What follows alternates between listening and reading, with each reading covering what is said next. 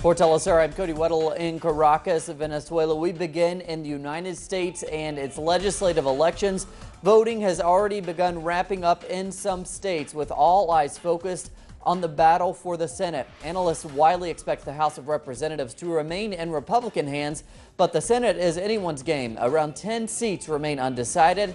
There are also dozens of gubernatorial and state legislature positions up for grabs. And as polls are closing across the United States, we go to our correspondent in the U.S., Alexandra Hall. We're about halfway through Election Day here in Hyattsville, Maryland, where the polls opened at about 7 a.m. this morning. People have been casting their ballots for about the past 8 hours with few problems reported. As with any midterm election, low voter turnout is a primary concern for both Democrats and Republicans, especially here in Maryland, where the governor's seat is up for grabs. Also, Latino and African American voters who are disappointed with the Democratic Party's treatment of certain issues like immigration reform and the low minimum wage might create an even lower voter turnout this midterm election cycle. We'll know the election's results as early as this evening when polls begin to close, and we'll have that information as it becomes available. Reporting in Maryland, I'm Alexandra Hall for Telesur. And thanks to Alexandra, we go to Venezuela now, where our correspondent Rachel Boothroyd reports on efforts to bring together the government and social movements to address climate change. Thanks, Cody. We're here on the Venezuelan island of Margarita, where the world's first social pre-COP is just about to get underway. Now, a clue as to what this is all about is in the name. This is a conference organised by the Venezuelan government, bringing together environmental NGOs, activists and social movements from across the globe to put together a people's plan of action on how humanity can tackle climate change.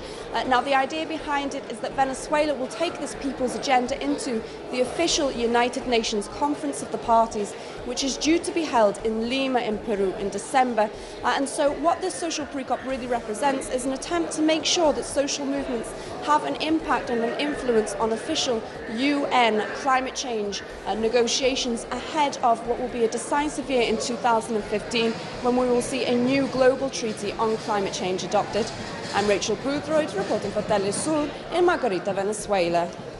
And thanks to Rachel, we go to Mexico now for the latest on the case of the 43 missing students. Our correspondent Clayton Kahn reports the arrest of the city of Iguala's mayor, widely suspected of playing a part in the crime. 6 days since the 43 Ayotzinapa students were forcibly disappeared by municipal police in Iguala, Guerrero, an operation ordered by fugitive Mayor Jose Luis Abarca. Of the 140 students studying in the Rural Teachers Training College in Ayotzinapa, 110 have been absent from classes. The 43 disappeared, and 67 others who say they fear going to class for threats made against the school and parents of the missing in reaction to the events in Iguala. Meanwhile, as the federal authorities continue with their search and investigation with few results, a report has emerged that the executive branch is planning the construction and implementation of a type of crisis room costing $4.2 million to attend to security and natural crises with all three levels of the government. The type of war room is expected to be in operation by December of this year. This is Clayton Kahn reporting for Telesur in Mexico City.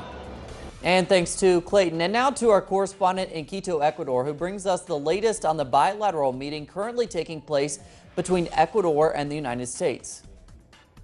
On an official visit, U.S. Assistant Secretary of State for Hemisphere Affairs, Roberta Jacobson, is meeting with Ecuadorian Minister of Foreign Affairs, Ricardo Patiño, today. Among discussion of a number of bilateral issues is the topic of Ecuadorian fugitives finding refuge in the United States. One of the cases is that of the Isaias brothers, who were bankers convicted of embezzlement and fled to the United States following the banking crisis of 1999, during which time Ecuador became a dollarized economy. Another case is that of former President Jamil Mohad, who also fled following the crisis and was convicted of embezzlement when he ordered the freezing of Ecuadorian bank accounts. Until now, no meeting between Jacobson and President Correa has been scheduled. Foreign Minister Patiño said that this visit of Jacobson is in anticipation of a visit from U.S. Secretary of State John Kerry, but the date has yet to be confirmed. Liz Scherfius, Telesur, Ecuador. And thanks to Liz, we go to Chile now, where the families of people who disappeared during the country's dictatorship may find some answers in a new excavation. The site was a former clandestine detention center known as Colonia Dignidad. The excavation was ordered as part of an ongoing crimes against humanity investigation. Colonia Dignidad was run by the late former Nazi-turned cult leader Paul Schaefer and is located in the south of Santiago. Opponents of Augusto Pinochet's dictatorship were reportedly arrested and tortured at the center. Some 4,500 political prisoners were estimated to have been detained there between 1973 and 1977. There are at least 100 disappeared detainees in the country, whose steps end in Colonia Dignidad. It still hasn't been determined how they died, who killed them, where the remains are. All of these things need to be investigated. Meanwhile, Chilean President Michelle Bachelet has reiterated her intention to complete reforms she began in the Council of Ministers. Polls show Bachelet facing a decrease in popularity. Speaking of one of her most unpopular reforms, Bachelet reiterated that it was not intended to hurt families, but that she aims to support them. She announced that the education budget will increase by 65% next year. In Sierra Leone, in contrast to the image portrayed by the mainstream media, communities are organizing to defend themselves against the Ebola epidemic. Here's our correspondent, Oscar Epelde. Congo Town has not had even one case of Ebola. However, that is nothing short of a miracle. It is due to the efforts that the neighbors have put in order to prevent the virus from entering the community. Just look around the flooding. When in the rain season we have so many problems. We did not leave the school, but we want the children to go to school. We need the government to help us. The children play in dirty water, together with pregnant women. The mosquitoes don't let them sleep through the night. The schools and universities have remained closed throughout the first trimester. The government sends out lessons on the radio. I don't have time for this, because you don't understand hardly anything that they teach. In terms of Ebola, they say the danger is mostly by touching sick people. They wash hands with soap as needed. They're a little bit scared and following the advice of doctors. Avoiding touching people, something like that. This is the cabinet of the village head. Following his instruction, we have teams of people who visit each house to ensure that no one receives visits from outsiders until the president declares the end of the epidemic. We also need initiatives to make a pipe. There are carpenters, masons, mechanics, and business people. We're frustrated because we can't afford education for most of the children. And we're here to help them have more education, because education is the most important thing. We're ready to do what we need to do, and we ask the government and the rest of the world to do their part. Communities organizing to defend against Ebola. Congo Town is an example of what communities can do to protect themselves from the epidemic. But it is also an example of everything that is still lacking in terms of economic and social development. And thanks to Oscar. Turning to Gaza now, 2 border crossings have been reopened, promising news for the Strip's economy. Here's our correspondent, Noor Harazin. After 3 days of full closure, an Israeli army spokeswoman said that Israel will open its 2 borders crossings with Gaza. The 2 crossings had been ordered shut after a rocket fired from Gaza fell in Israeli territory on Friday without causing any casualties or damage. Ra'id Fattouh, a Palestinian official who coordinates the entry of goods into Gaza, confirmed the reopening of crossings, adding that 330 truckloads of goods would be allowed into the besieged strip, in addition to 1 truckload of cement.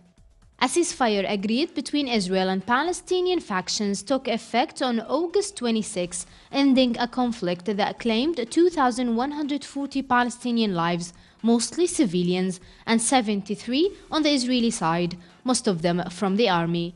However, despite that the Israeli Navy violated the truce several times, the Palestinian resistance factions did not escalate. When Israel violates the ceasefire, the Palestinian resistance groups stay calm for the sake of people. But when there is a violation from the Israeli side, we are victims of Israel's collective punishment policies. Despite everything, I think the international community should assume its responsibility towards Palestine and help stop these illegal Israeli attacks. Palestinians and Israel are expected to resume talks soon in Cairo as a part of an effort to keep the ceasefire in place. And for now, the residents of Gaza are waiting on Egypt to end its closure of the Rafah border in order to allow the Palestinian delegation to leave to Cairo, hoping to reach a fair ceasefire agreement granting Gaza and its people their full human rights, such as the freedom of movement. Meanwhile, in the West Bank, Israeli forces raided the East Jerusalem neighborhood of Silwan early Tuesday and demolished two Palestinian two-story buildings. Former Palestinian prisoner Khalil Abu Rajab, who owns one of the buildings, said that the Israeli troops and intelligence officers escorted bulldozers to the area and proceeded to knock down the walls of the buildings without allowing the families to remove their properties. Noor Harazin, Telesu TV, Gaza. And thanks to Noor, Palestinian Foreign Minister Riyad al-Maliki has been joined by his visiting Danish counterpart in condemning Israeli plans to fast-track settlement in East Jerusalem. Earlier today in Ramallah, Danish Foreign Minister Martin Lidegaard argued settlement construction is impeding the peace process and must stop immediately. In recent weeks, Israeli Prime Minister Benjamin Netanyahu has vowed to expedite the construction of over 1,000 settlement houses, prompting widespread criticism from the international community. All Israeli settlements in East Jerusalem and the West Bank are illegal under international law.